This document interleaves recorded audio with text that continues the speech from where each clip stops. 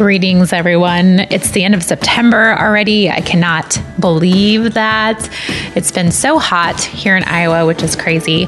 But I think it's starting to kind of cool down, and maybe we'll get a little break from this crazy humidity.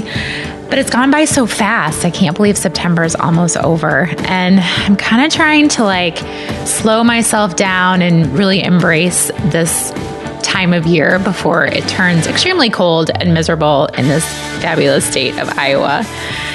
And as I'm looking back through the month of September, I've had some just great inspirational moments. I think I've felt really inspired over the month of September.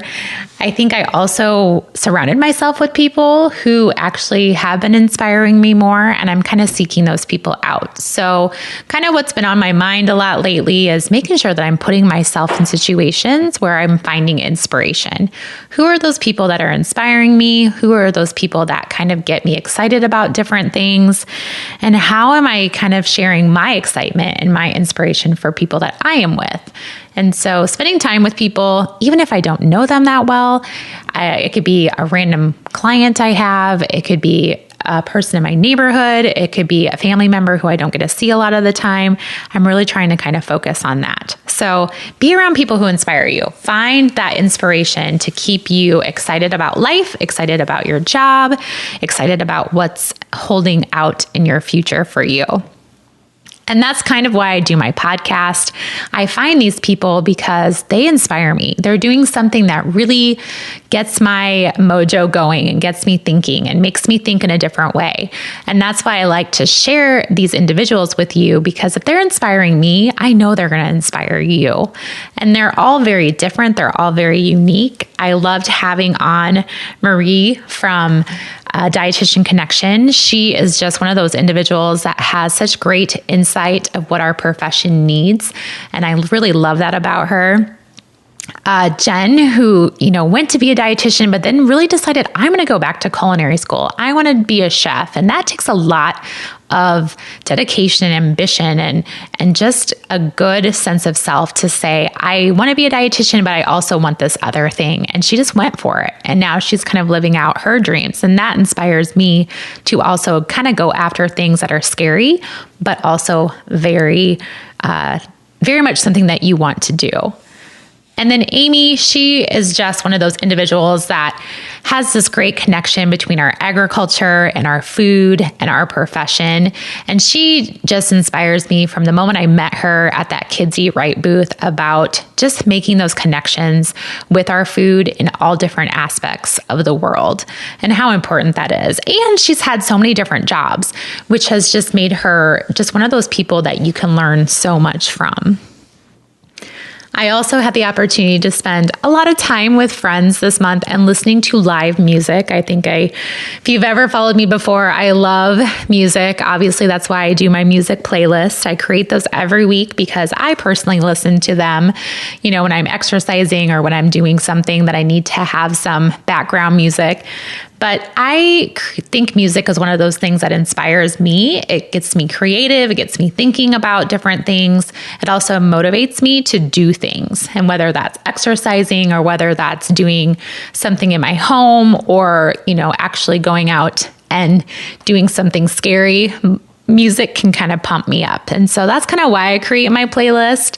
And this month I have been listening to all Matt Nathanson, OAR, and Matt Carney, because that has been my concerts this month. That has been so fun. And I've shared them with my friend Brenda, who I know you guys have seen I've talked about before.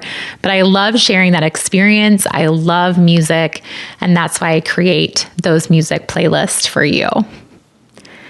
And recently, I've been very inspired by some dietitians on social media, just kind of talking about authenticity.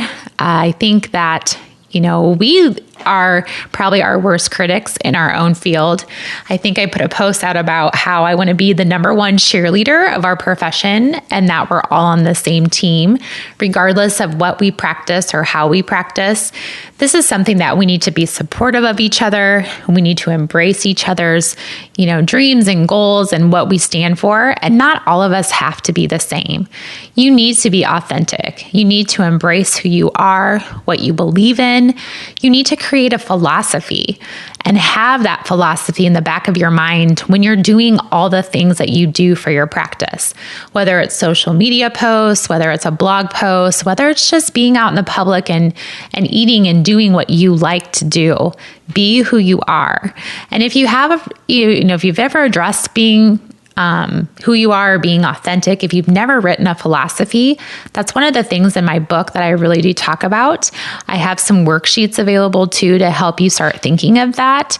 But sit down, take some time, create that philosophy, and figure out who you are and be who you are. Don't be scared to be who you are. You don't have to fit a certain mold. But I think it's important that we all support each other along a journey and along our authenticity journey and our dietitian journey and everything that we're doing. So always embrace it. Just be excited about our profession. Be inspired about our profession. Find inspiration everywhere in our profession, outside our profession.